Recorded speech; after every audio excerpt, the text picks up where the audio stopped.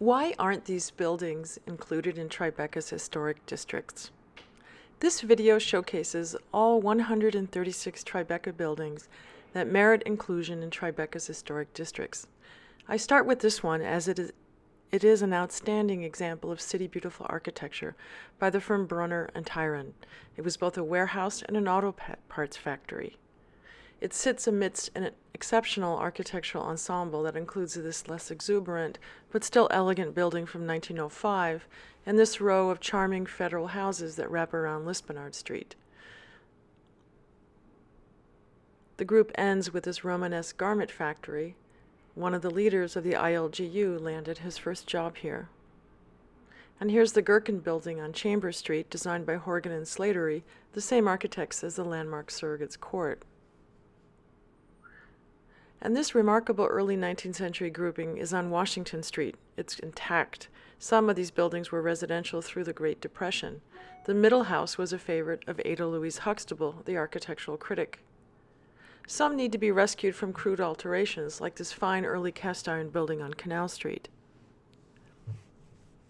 Other buildings are nearly unchanged, such as this building on Broadway where the popular historian Ezekiel Porter Belden built his famed wooden panorama of New York City on the 5th floor. Here's a photo of the building from 1880.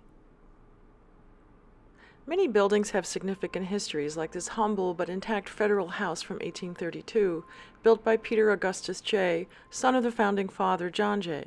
It was part of the first Steinway piano factory in the 1850s, and in 1961 it became the studio of Frank Stella, the artist whose retrospective at the Whitney is taking place.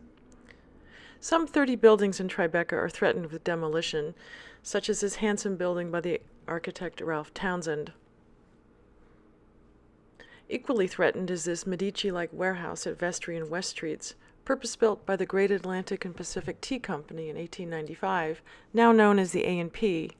We are told it is a worthy candidate for the National Registry of Historic Places, but the new owner, A.B. Rosen, has a demolition permit for it, and he is working hard to get rid of the 43 rent-stabilized tenants who have lived here since the 1960s.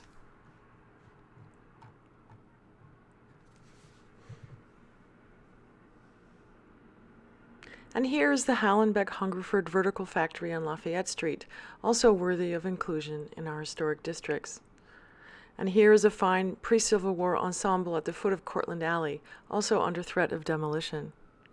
All of these buildings, such as the Gibbs building here, have fascinating and important histories related to the commercial and industrial development of our city. We know when they were built, and in most cases we know the architects. We have submitted all of our research to the Landmarks Preservation Commission, but they have yet to act. Our request for an expansion of Tribeca's historic districts has the support of well-known architects, historians, artists, and in fact the entire neighborhood. 60% of Tribeca voters who turned out in the last election signed our petition to the Landmarks Commission.